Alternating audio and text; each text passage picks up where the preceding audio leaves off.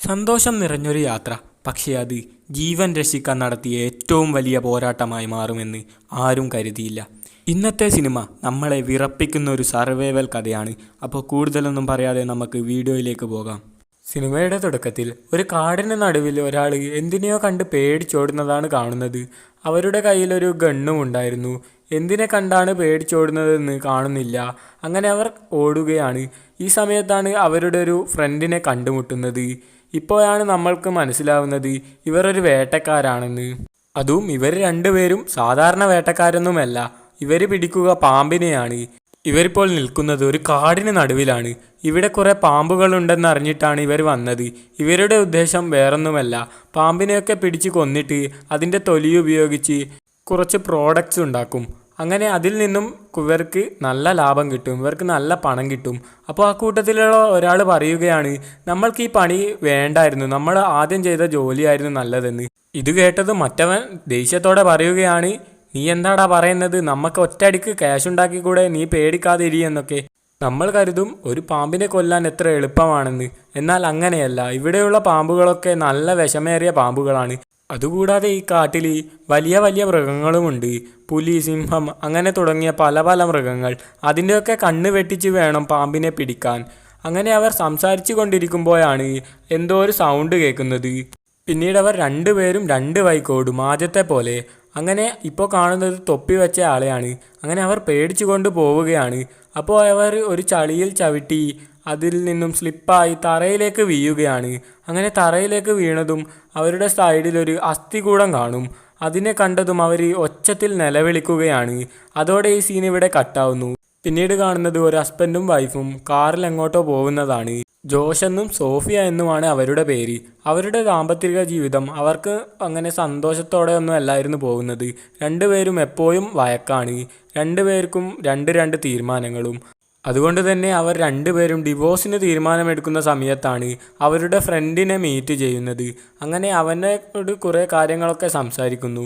പിന്നീട് അവൻ പറയുന്നു, നിങ്ങളുടെ ദാമ്പത്തിക ജീവിതം തുടരണം, നിങ്ങൾ ട്രിപ്പിനൊക്കെ പോയൊന്ന് വൈബായിട്ടിരിക്കുക, എന്നാലേ നിങ്ങൾക്കൊരു സന്തോഷമൊക്കെ ഉണ്ടാവുകയുള്ളൂ. അതുകൂടാതെ അവർക്കായി അവനൊരു വ്യൂ പോയിന്റ് പറഞ്ഞു കൊടുക്കുന്നു. അപ്പോൾ അവർക്ക് രണ്ടുപേർക്കും ആ സ്ഥലം ഇഷ്ടപ്പെട്ട് അങ്ങോട്ടേക്ക് പോകാൻ തീരുമാനിക്കുന്നു. അങ്ങനെ അവരുടെ ഹോട്ടലിലുണ്ടായിരുന്ന റിസപ്ഷനിലുള്ള ആളോട് ആ സ്ഥലത്തെപ്പറ്റി ചോദിക്കുന്നു. അപ്പോൾ അവർ പറഞ്ഞു, ആ സ്ഥലത്ത് വേറൊരു സ്ഥലമുണ്ട്, അങ്ങോട്ടേക്ക് പോയാൽ വളരെ അപകടമാണെന്ന്. ഇപ്പോൾ ഒടുവിൽ അവർ അവിടേക്ക് എത്തിയിരിക്കുകയാണ്. അങ്ങനെ അവരുടെ കാറ് പകുതി വരെയേ പോകുകയുള്ളൂ. ഇപ്പോൾ രണ്ടുപേരും നടന്നാണ് പോകുന്നത്. അങ്ങനെ അവർ നടക്കുന്നതിനിടയിലൊന്നും അവർ പരസ്പരം സംസാരിക്കുന്നില്ലായിരുന്നു. പിന്നീട് അവർ കുറച്ച് ദൂരം നടന്നതുകൊണ്ട് തന്നെ അവർക്ക് ക്ഷീണം വരുന്നു. ഇപ്പോൾ അവരൊരു സ്ഥലത്ത് വിശ്രമിക്കുകയാണ്. ഈ സമയം ജോഷ് പറയുന്നു, നമ്മൾക്ക് തിരിച്ചു പോകാം, സൂര്യനൊക്കെ പോയി, നല്ല കാർമേഘങ്ങളൊക്കെ വരുന്നുണ്ട്, ഇപ്പോൾ മഴ പെയ്യുമായിരിക്കും, നമ്മൾക്ക് തിരിച്ചു പോകുന്നതാണ് നല്ലതെന്ന്. എന്നാൽ സോഫിയ ആദ്യം അത് സമ്മതിക്കുന്നില്ല. പിന്നീട് അവൻ പറയുന്നത് ശരിയാണെന്ന് മനസ്സിലാക്കി അവളത് സമ്മതിക്കുന്നു. പിന്നീട് അവർ രണ്ടുപേരും തിരിച്ചു പോവുകയാണ്. അങ്ങനെ അവർ കാറിനടുത്തെത്തുമ്പോഴേക്കും ഒരാൾ അവരെ ഫോളോ ചെയ്ത് അവരുടെ കാറിനടുത്ത് നിൽക്കുന്നത് കാണും. അപ്പോൾ ജോഷിനും സോഫിയക്കും അവരെന്നാ ചെയ്യുന്നതെന്ന് മനസ്സിലാവുന്നില്ല. അങ്ങനെ അവർ പതിഞ്ഞു നിന്ന് ഒരു സ്ഥലത്ത് ഒളിച്ചു നിന്ന് നോക്കുകയാണ് അവരെന്താണ് ചെയ്യുന്നതെന്ന്. പിന്നീട് അവർക്ക് രണ്ടുപേർക്കും മനസ്സിലാവും, ഇങ്ങനെ നോക്കി നിന്നിട്ട് എന്താ കാര്യം, എന്തെങ്കിലും ചെയ്യണമെന്ന്. ഈ സമയം ജോഷി അവരുടെ അടുത്തേക്ക് പോകും. ജോഷിനെ കണ്ട ഉടനെ അവർ തോക്ക് ചൂണ്ടി ഭീഷണിപ്പെടുത്തുന്നു. നിന്റെ കയ്യിലുള്ള പണമൊക്കെ താ എന്ന് പറയുന്നു. അവൻ മറുപടി പറയുന്നു, എൻ്റെ കയ്യിൽ പണമൊന്നുമില്ല എന്ന്. അപ്പോൾ അവർ ചോദിക്കുവാണ്, നിന്റെ കൂടെ വന്ന ഒരു പെൺകുട്ടിയുമില്ലേ, അവളെവിടെ എന്ന്. അതിനുശേഷം സോഫി അങ്ങോട്ടേക്ക് പോകുന്നു. എന്നിട്ട് അവളുടെ കയ്യിൽ ഈ ബാഗേ ഉള്ളൂ എന്നും പറഞ്ഞ് അവനെ എറിഞ്ഞു കൊടുക്കും. അങ്ങനെ അവൻ ആ ബാഗ് എടുക്കുന്ന സമയത്ത് ജോഷി വേഗം തന്നെ അവനെ ചവിട്ടിയിട്ട് അവർ രണ്ടുപേരും കാട്ടിനുള്ളിൽ ഓടിപ്പോകും. അങ്ങനെ അവർക്ക് പിന്നാലെ അവനും വരുന്നുണ്ടായിരുന്നു. അവൻ രണ്ടുപേരെയും ഷൂട്ട് ചെയ്യാൻ ശ്രമിക്കുന്നുണ്ടെങ്കിലും അതൊന്നും അവരുടെ ദേഹത്ത് കൊള്ളുന്നില്ല. ഇപ്പോൾ അവർ രണ്ടുപേരും പോകുന്നത് ആദ്യം അവരോട് പറഞ്ഞിട്ടില്ലേ, ഒരു ഡേഞ്ചറസ് ആയ വഴി, അതിലൂടെയാണ്. അങ്ങനെ അതിനകത്തേക്ക് അവർ പോകുന്നു. അത് ജോഷ് അറിഞ്ഞുകൊണ്ട് തന്നെയാണ് പോകുന്നത്. ഡേഞ്ചറസ് ആയ വഴിയിൽ അവൻ വരില്ല എന്ന് കരുതിയിട്ടാണ് അവർ പോകുന്നത്. എന്നിട്ട് അവൻ സോഫിയയോട് പറയും, ഇത് ഡേഞ്ചറസ് ആയ വഴിയാണ്, അവനിവിടെ വരില്ല എന്ന്. ജോഷ് വിചാരിച്ചത് ഇവിടെ കുറച്ച് സമയം ഒളിച്ചു നിൽക്കാമെന്നാണ്. എന്നാൽ സംഭവിച്ചത് ഇങ്ങനെയാണ്. സോഫിയ ഉടനെ തന്നെ വ്യൂ പോയിന്റിലേക്ക് ഓടുകയാണ്. പുറകിൽ ജോഷ് ഉണ്ടെന്ന് പോലും കരുതാതെയാണ് അവൾ ഓടുന്നത്. അങ്ങനെ ഓടുന്ന വഴിക്ക് അവളൊരു കമ്പിന് ഇടിക്കും. എന്നിട്ട് അവൾ മയങ്ങി വീഴുന്നു. പിന്നീട് അവൾ കണ്ണു തുറന്നു നോക്കുമ്പോൾ അവിടെയൊക്കെ മഴ പെയ്തിരുന്നു. എന്നാൽ അവിടെയൊന്നും ജോഷിനെയും കാണുന്നില്ല. അങ്ങനെ ജോഷിനെ തിരയുന്നു അവൾ. കമ്പനി ഇടിച്ചതുകൊണ്ട് തന്നെ അവളുടെ തലയിൽ നിന്നും നല്ലോണം രക്തം വരുന്നുണ്ടായിരുന്നു. അങ്ങനെ അവൾ അവിടെയൊക്കെ ജോഷിനെ തിരഞ്ഞു നടക്കുന്നു. അങ്ങനെ അവനെ തിരഞ്ഞു നടക്കുന്നതിനിടയിൽ അവിടെ ഉണ്ടായിരുന്ന ഒരു ചളിക്കുഴിയിൽ അവൾ വീഴുകയാണ്. അവിടെ വീണത് കൊണ്ട് തന്നെ അവളുടെ തല മാത്രമായിരുന്നു പുറത്ത്. അവൾക്ക് അവിടെ നിന്നും ഒന്ന് തിരിയാനോ എഴുന്നേക്കാൻ പോലും വയ്യുന്നില്ലായിരുന്നു. ഇപ്പോൾ അവൾ ജോഷ് ജോഷ് എന്ന് ഉച്ചത്തിൽ വിളിക്കുകയാണ്. ഈ സമയം കൊണ്ട് അങ്ങോട്ടേക്ക് ജോഷ് എത്തുന്നു. എന്നിട്ട് അവളോട് അവൻ പറയുന്നു, നീ അനങ്ങാതെ ഇരിക്ക്, നീ അനങ്ങിയാൽ മുഴുവനായി ആ ചളിക്കുണ്ടിൽ പൂണ്ടുപോകുമെന്ന്. ജോഷ് ഒരു കമ്പൊക്കെ എടുത്ത് അവളെ രക്ഷിക്കാൻ ശ്രമിക്കുന്നുണ്ട്. എന്നാൽ അതൊന്നും നടക്കുന്നില്ല. ഇപ്പോൾ സോഫിയ ജോഷ് പറഞ്ഞതൊന്നും കേൾക്കാതെ അവൾക്ക് ആ കുഴിയിൽ നിന്നും കയറാൻ വേണ്ടി അവൾ അങ്ങോട്ടും ഇങ്ങോട്ടും ഇളകുകയാണ്. അതുകൊണ്ട് തന്നെ അവൾ ആ കുഴിയിൽ മുഴുവനായി പൂണ്ടുപോകുന്നു. എന്നാൽ ഇതൊന്നും കണ്ടു നിൽക്കാൻ വയ്യാതെ ജോഷും ആ കുഴിയിൽ ചാടുകയാണ്. എന്നിട്ട് ചളിക്കുണ്ടിൽ മുങ്ങിപ്പോയ സോഫിയെ രക്ഷിച്ച് പുറത്തു കൊണ്ടുവരുന്നു. എന്നാലും അവർക്ക് അതിൽ നിന്നും രക്ഷപ്പെടാൻ കഴിഞ്ഞില്ലായിരുന്നു. ഈ സമയം ഇപ്പോൾ അവരുടെ ഫ്രണ്ടിനെയാണ് കാണുന്നത്. അവനിപ്പോൾ അവരിലുള്ള ഹോട്ടലിൽ അവരെ തിരഞ്ഞു വന്നതാണ്. അവരെ അവിടെയൊന്നും കാണാത്തത് കൊണ്ട് തന്നെ അവൻ അവിടെ നിന്നും പോകുന്നു. ഇപ്പോൾ ജോഷ് അവൻ അയച്ചൊരു മെസ്സേജ് കാണുകയാണ്. ആ മെസ്സേജ് ഇങ്ങനെയായിരുന്നു: ഞാൻ നീ പറഞ്ഞ വ്യൂ പോയിന്റിൽ പോവുകയാണ്, അവിടെ നിന്നും വന്നിട്ട് നിന്നെ കാണാൻ വരാമെന്ന് പറയുന്നു.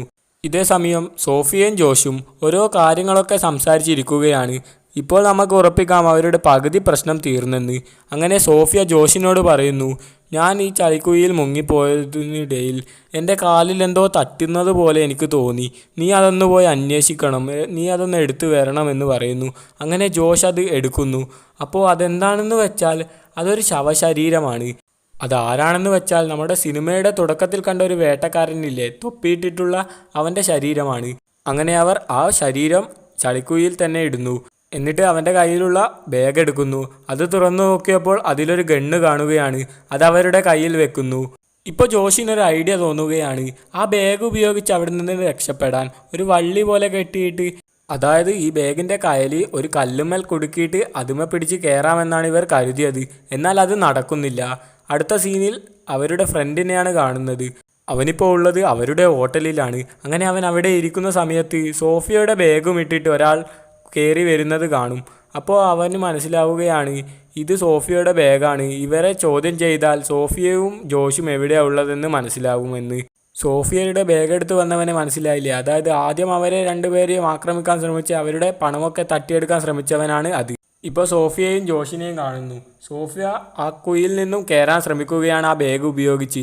എന്നാൽ ആ ബാഗിന് അത്ര വലുപ്പമില്ലാത്തത് കൊണ്ട് തന്നെ അവൾ അതിൽ നിന്നും പരാജയപ്പെട്ടു. ഇപ്പോൾ ജോഷ് പറയുന്നു, നമ്മളെ കാണാത്തത് കൊണ്ട് തന്നെ നമ്മുടെ ആ ഫ്രണ്ട് വരും, എന്തായാലും അവൻ വരും എന്നൊക്കെ പറയുന്നു. സോഫിയ പറയുകയാണ്, ഇത് വലിയൊരു കാടാണ്, അവൻ എങ്ങനെ നമ്മളെ കണ്ടുപിടിക്കാനാ എന്നൊക്കെ അവൾ പറയുന്നു. ഈ സമയം അവരുടെ മുകളിൽ കൂടി ഒരു ഹെലികോപ്റ്റർ പോകുന്നത് കാണും. അങ്ങനെ അവർ ഹെലികോപ്റ്ററിന്റെ ശ്രദ്ധ തിരിക്കാനായി ഉച്ചത്തിൽ നിലവിളിക്കുന്നു.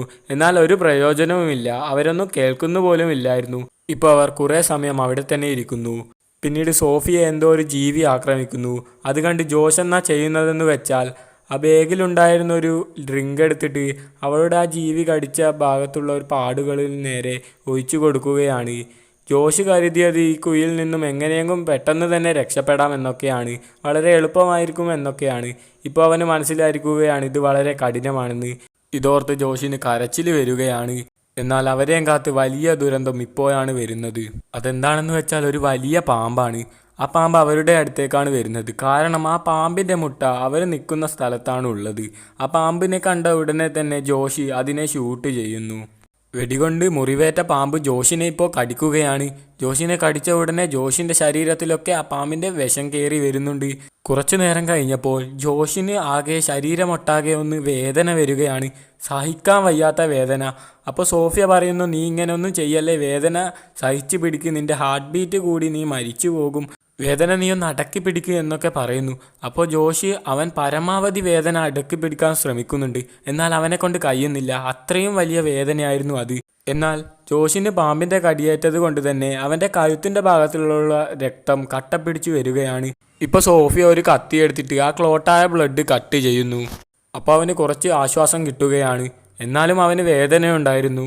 ഇപ്പോൾ സോഫിയ പറയുന്നു, നമ്മൾ എന്തായാലും ഇവിടുന്ന് രക്ഷപ്പെടും, നീയൊന്ന് വേദന സഹിച്ചിരിക്ക്. പിന്നീട് സോഫിയക്ക് ഒരു ബുദ്ധി തോന്നുകയാണ്, അതായത് ആ പാമ്പിനെ വെച്ച് അവർക്ക് ഇവിടെ നിന്നും രക്ഷപ്പെടാൻ, ഈ കുഴിയിൽ നിന്നും. എങ്ങനെയാണെന്ന് വെച്ചാൽ ആദ്യം ബാഗ് വെച്ച് രക്ഷപ്പെടാൻ നോക്കിയില്ലേ, അതേപോലെ ബാഗിന് നീളമില്ലാത്തത് കൊണ്ട് തന്നെ അവരതിൽ നിന്നും പരാജയപ്പെട്ടത്. ഇപ്പോൾ പാമ്പിനെയും ബാഗിനെയും ഒരുമിച്ച് കെട്ടിയിട്ട് ഇവിടുന്ന് രക്ഷപ്പെടാനാണ് അവർ തീരുമാനിക്കുന്നത്. അവർ ആ കുഴിയിൽ നിന്നും ചുറ്റും നോക്കും. അവർക്ക് ഉറപ്പായിരുന്നു ആ പാമ്പ് ഇവിടെ ഉണ്ടാവുമെന്ന്. കാരണം ആ പാമ്പിൻ്റെ മുട്ട ഇവരിരിക്കുന്ന സ്ഥലത്തല്ലേ ഉള്ളത്. അതുകൊണ്ട് ആ പാമ്പ് അവിടെ ഉണ്ടാവുമെന്ന് അവർക്ക് ഉറപ്പാണ്. പാമ്പിനെ കണ്ടുപിടിക്കാനായി അവർ ചന്നം പിന്നെ ഷൂട്ട് ചെയ്ത് സൗണ്ട് ഉണ്ടാക്കുകയാണ്. എന്നാൽ അവരറിയാതെ തന്നെ ആ പാമ്പ് അവരുടെ പുറകിലുണ്ട്. ആ പാമ്പ് അവരുടെ അടുത്തേക്ക് നീങ്ങുന്നു. എന്നിട്ട് സോഫിയയെ ഇപ്പോൾ കടിക്കുകയാണ്. സോഫിയയെ കടിച്ചതിന് ശേഷം അവളുടെ മുഖാമുഖം അത് നിൽക്കുന്നു. അവളെ വളഞ്ഞിടുകയാണ്. എന്നിട്ട് അവളുടെ മുഖത്ത് കടിക്കാൻ നോക്കുമ്പോൾ അവൾ അതിനെ തടയുന്നു. ഇപ്പോൾ ജോഷ് അവിടെ ഉണ്ടായിരുന്ന ഒരു കത്തി എടുത്തിട്ട് അതിനെ കൊല്ലുന്നു. എന്നിട്ട് ബാഗിനെയും പാമ്പിനെയും ഒന്നാക്കി കെട്ടി അത് ഒരു കല്ലിന് മുകളിലിട്ടിട്ട് അവിടുന്ന് രക്ഷപ്പെടാൻ ശ്രമിക്കുന്നു. അങ്ങനെ കുറേ സമയത്തെ പരിശ്രമത്തിന് ശേഷം ഒടുവിൽ അവർ കാരിയിരിക്കുകയാണ്. എന്നാൽ ജോഷിന് ആ കുഴിയിൽ നിന്നും കയറാനാവുന്നില്ല. അവന് പാമ്പിൻ്റെ വിഷം മുഴുവനായി കയറി അവൻ ക്ഷീണിതനാണ്. അപ്പോൾ ജോഷി സോഫിയയോട് പറയുന്നു, നീ ആരെങ്കിലും പോയി വിളിച്ചു കൊണ്ടുവരണം, എനിക്ക് ഇവിടുന്ന് കയറാൻ കഴിയില്ല, നീ പെട്ടെന്ന് തന്നെ വരണം എന്ന് പറയുന്നു. അങ്ങനെ സോഫിയ സമയം കളയാതെ അവിടെ നിന്നും ഓടി അവിടുന്ന് പുറത്ത് കടക്കാൻ നോക്കുകയാണ്. എന്നാൽ സോഫിയെ പാമ്പ് കടിച്ചതുകൊണ്ട് തന്നെ അവളുടെ ദേഹത്തും വിഷം കയറുന്നു. എന്നിട്ടിപ്പോൾ അവൾ മയങ്ങി വീഴുന്ന സമയത്താണ് അങ്ങോട്ടേക്ക് അവരുടെ ഫ്രണ്ട് എത്തുന്നത്. അവൻ ഒറ്റയ്ക്കല്ല വന്നത്, അവൻ്റെ കൂടെ കുറേ ആൾക്കാരുമുണ്ട്. അവരങ്ങനെ സോഫിയെ എടുത്ത് അവൾക്ക് വേണ്ട മരുന്നൊക്കെ കൊടുക്കുന്നു, അതായത് പാമ്പ് കടിയേറ്റ് അതിനുള്ള പ്രതിരോധ മരുന്നൊക്കെ. എന്നിട്ട് ജോഷിനെയും രക്ഷിക്കുന്നു. അങ്ങനെ ജോഷിനെയും രക്ഷിച്ച് ഇപ്പോൾ സോഫിയയും ജോഷും ഒന്നാവുന്നു. അത് കാണിച്ചാണ് സിനിമ ഇവിടെ അവസാനിക്കുന്നത്. ഈ സിനിമ നിങ്ങൾക്ക് ഇഷ്ടപ്പെട്ടെന്ന് കരുതുന്നു. ഇതുപോലെയുള്ള സിനിമകൾ വേണമെങ്കിൽ ചാനൽ സബ്സ്ക്രൈബ് ചെയ്യുക, ലൈക്ക് ചെയ്യുക, പിന്നെ ഈ വീഡിയോയുടെ അഭിപ്രായം കമൻറ്റിൽ രേഖപ്പെടുത്തുക. അപ്പോൾ മറ്റൊരു വീഡിയോ ആയി വീണ്ടും കാണാം.